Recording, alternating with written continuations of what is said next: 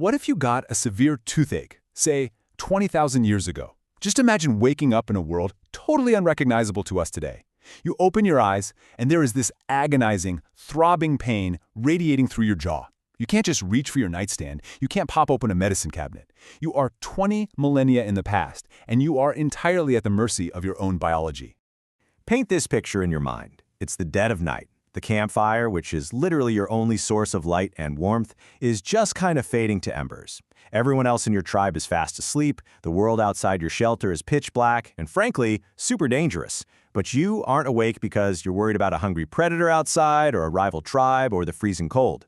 You are awake, completely isolated in the dark, because of a single excruciating tooth. You are entirely alone with the pain, and there is absolutely zero modern medical help coming to save you.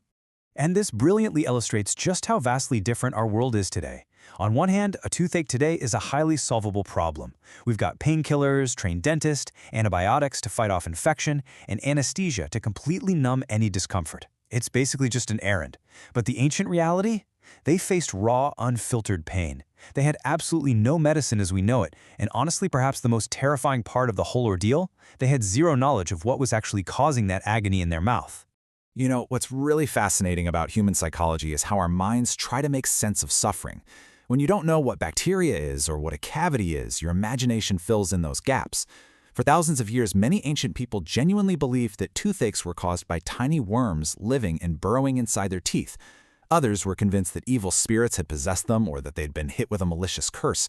Imagine the sheer psychological horror of feeling that intense, stabbing pain every single day and believing a dark spirit or a parasite is actively destroying you from the inside out. The fear of those myths was very often way worse than the physical pain itself. Section 1. The family burden. When pain threatens the whole tribe.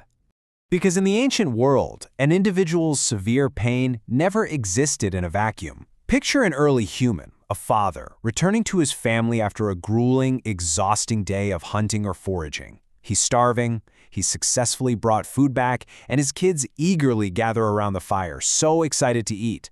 But when he takes that very first bite of the tough, unrefined food of the era, a blinding bolt of pain shoots directly through his jaw. He cannot chew. He literally cannot eat. So he's forced to just sit there, completely depleted, watching his family eat while he continues to starve, not because there's no food, but because the sheer agony simply won't let him swallow a single bite. Think about the heavy psychological weight of that situation. To quote the sources, he's not afraid for himself, he's afraid for his family. Because if he grows weaker, who will hunt tomorrow? In a hunter-gatherer society, everyone has a critical role. There's no social safety net to fall back on. If this man can't eat, he rapidly loses his strength. And if he loses his strength, he can't provide. So the terror here isn't just the throbbing in his jaw. It's the crushing realization that his physical failing could lead to his family going hungry or even not surviving the coming winter. Okay, let's dive into this, because human beings are incredibly resourceful. And they didn't just give up. They tried some pretty desperate, primitive remedies to stop the agony. Step 1, they turned to nature, chewing specific medicinal plants and tree barks that contain natural pain-relieving properties, like early forms of aspirin found in willow bark. Step 2, they escalated to applying poultices of herbs, rubbing ashes right into the gums, or using localized smoke treatments to try and, drive out those evil spirits or toothworms. But while these might have taken the edge off temporarily, they rarely solved the deep underlying rot. Which brings us to Step 3, the brutal last resort, intentional tooth extraction, completely without anesthesia. Just think about the horrific reality of that for a second.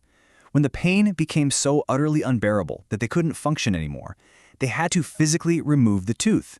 No carefully administered injections, no topical numbing gels, definitely no reclining in a comfy, sterile dental chair. It was just raw, traumatic pain. Someone, likely just another member of the tribe, had to forcefully pry, chip, or knock that deeply rooted tooth right out of the jawbone. And the wild part is, we know this for a fact. Archaeologists have actually examined ancient skulls that show clear, undeniable signs of intentionally removed teeth.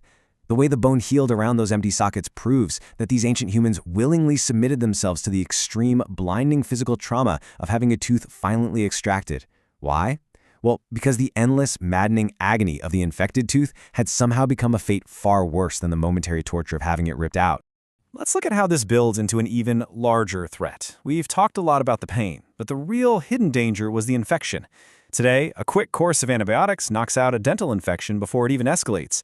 Back then, a localized painful toothache could so easily turn into an unchecked bacterial infection. That bacteria would fester, spread deep into the jawbone, and eventually enter the bloodstream, causing sepsis. What started as a tiny, localized issue in the mouth could rapidly become completely fatal. The ultimate stakes really come down to this perfectly captured thought from the sources. A toothache wasn't just pain. It could mean hunger, weakness, and sometimes death. This wasn't just a bad day at the office. It was a literal fight for survival. It compromised your ability to feel your body. It drained your physical strength, and it introduced deadly pathogens directly into your system.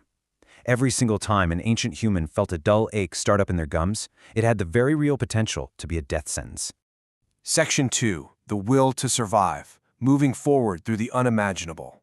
Because despite the absolute horror of everything we just went through, the story of early humanity is definitely not one of defeat. It's one of profound, almost unbelievable resilience. So the crucial point is the morning after. After that sleepless night staring into the dark, after the horrific pain, after the agonizing primitive extractions, what did they do? Well, they still got up. They still went out and hunted. They still stood guard and protected their families. They pushed through blinding migraines and throbbing jaws because, honestly, survival simply did not give them a day off. There were no sick days in the Paleolithic era. We so often picture prehistoric humans as these brute warriors, right? Showing off their strength by hunting giant woolly mammoths and fighting off apex predators. But the daily reality of their survival completely reframes that.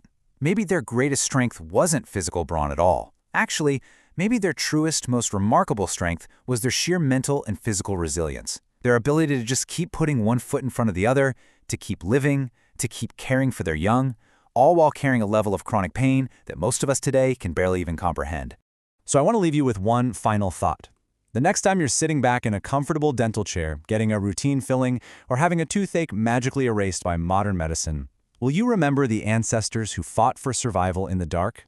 The ones who just hoped tomorrow would hurt a little bit less than today? We owe so much of our very existence to their incredible ability to endure. Thank you so much for joining me on this explainer. Keep learning, keep asking questions, and I'll see you next time.